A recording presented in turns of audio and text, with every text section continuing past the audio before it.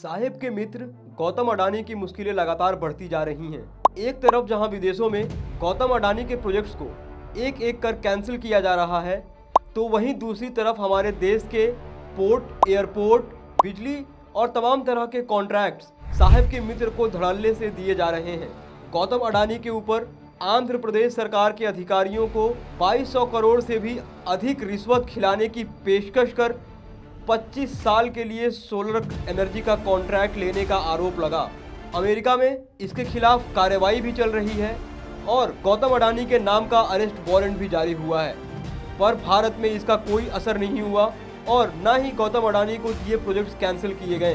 पर इस खबर का श्रीलंका में ज़बरदस्त असर हुआ है और रिश्वतखोरी करके प्रोजेक्ट्स लेने का मामला जैसे ही सामने आया, श्रीलंका में अडानी की जो प्रोजेक्ट्स चल रही हैं उन प्रोजेक्ट्स के खिलाफ समीक्षा करने की बात कही गई और अब श्रीलंका ने साहिब के मित्र को ज़बरदस्त झटका दे दिया है।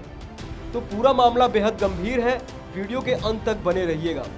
जब गौतम अडानी के ऊपर यह आरोप लगा कि इन्होंने आंध्र प्रदेश सरकार के अधिकारियों को 2200 करोड़ की रिश्वत खिलाकर या रिश्वत खिलाने की पेशकश करने की योजना बनाई थी आंध्र प्रदेश में प्रोजेक्ट लेने के लिए, तभी श्रीलंका के नवनिर्वाचित राष्ट्रपति अनुराग कुमार दिसानायके के नेतृत्व वाली श्रीलंका सरकार ने पिछले साल अमेरिका में गौतम अडानी के खिलाफ रिश्वतखोरी के आरोपों के बाद कंपनी की स्थानीय परियोजनाओं की जांच शुरू की थी और अब जांच के बाद श्रीलंका ने गौतम अडानी के साथ जो परचेज पावर अग्रीमेंट हुआ था उसको कैंसिल कर दिया है। यानी कि साहिब के मित्र की महंगी बिजली खरीदने से श्रीलंका ने साफ मना कर दिया है। जून 2024 में परियोजना को दिसानायके के पहले के राष्ट्रपति रोनिल विक्रमसिंघे द्वारा कंपनी को दिया गया था। स्थानीय बोलदाताओं द्वारा 4.88 सेंट की पेशकश किए जाने के बावजूद 8.26 अमेरिकी सेंट प्रति किलोवाट घंटे की मनमानी कीमत पर चिंता जताई गई थी। क्यों महंगी बिजली खरीदी जाए जब उससे सस्ती बोली लोग लगा रहे थे।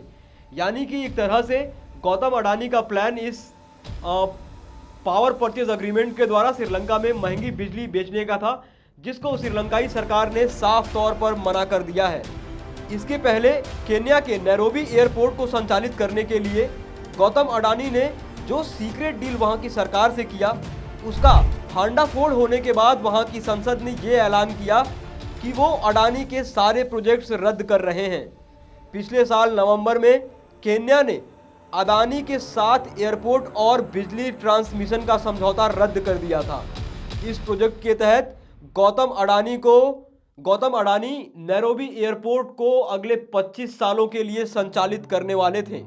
इसी तरह से बांग्लादेश में तख्तापलट होने के बाद बांग्लादेश की नई सरकार ने यह ऐलान किया कि शेख हसीना की सरकार ने अडानी के साथ बिजली खरीदने का जो समझौता किया था उसकी वो समीक्षा करेंगे, क्योंकि वहां की सरकार जानबूझकर अडानी से महंगी बिजली खरीद रही थी।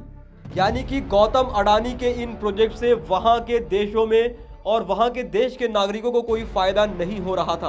अब जब गौतम अडानी के प्रोजेक्ट्स एक एक कर विदेशों में कैंसिल किए जा रहे हैं, तब ये बात आपको बता दें कि स्क्रोल की एक रिपोर्ट में यह खुलासा हुआ था कि साहिब जहां भी विदेश के दौरे पर जाते हैं, कुछ दिनों के बाद अडानी ग्रुप वहां बिजनेस करने के लिए पहुंच जाता है।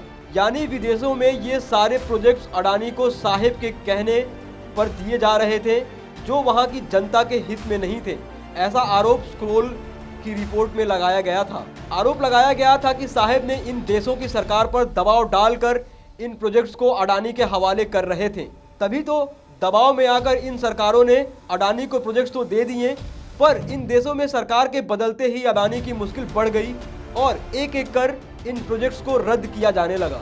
जिस प्रकार से एक एक कर साहिब के मित्र के सारे प्रोजेक्ट्स कैंसिल किए जा रहे हैं, उससे सवाल तो उठता है कि क्या साहिब अब डूबते सेठ को बचा पाएंगे और क्या साहिब इसकी भरपाई अपने कॉरपोरेट मित्र को हमारे देश में और भी प्रोजेक्ट्स देकर करेंगे। जिस प्रकार से अडानी के सारे प्रोजेक्ट्स एक एक कर कैंसिल किए जा रहे हैं, उससे साफ मालूम होता है कि डूबते सेठ को बचाने की पूरी जिम्मेदारी साहिब और सरकार ने ले रखी है।